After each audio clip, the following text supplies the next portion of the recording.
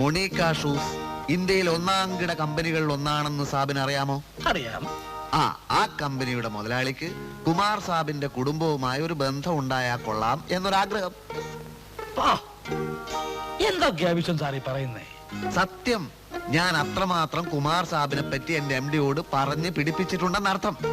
ഞാൻ കുറച്ച് കൂട്ടിയും പറഞ്ഞു.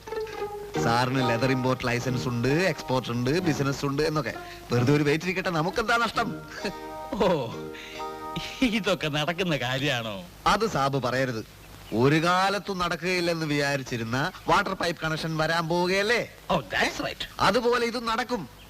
എന്റെ കുമാർ സാബേ, ഞാൻ നടത്തും. നായർ സാബ്, ഞാൻ പറയുന്നത് പോലെ ഒന്ന് ചുമ്മാ നിന്ന് തന്നാ മതി.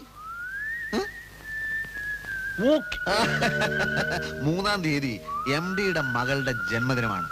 അന്ന് നമ്മൾ അവിടെ പോകുന്നു, MD-യുമായി പരിചയപ്പെടുന്നു. ഇമ്പോർട്ട് ലൈസൻസ്, എക്സ്പോർട്ട്, ബിസിനസ് എന്നൊക്കെ പലതും ഞാൻ പറയും. എല്ലാറ്റിനും കുമാർ സാബ് ചുമ്മാ തലകൂലിക്ക് തന്നാ മതി.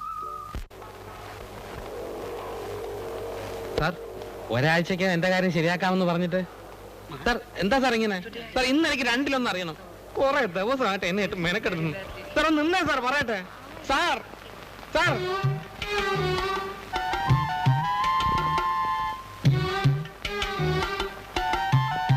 ഓയ് ഓയ്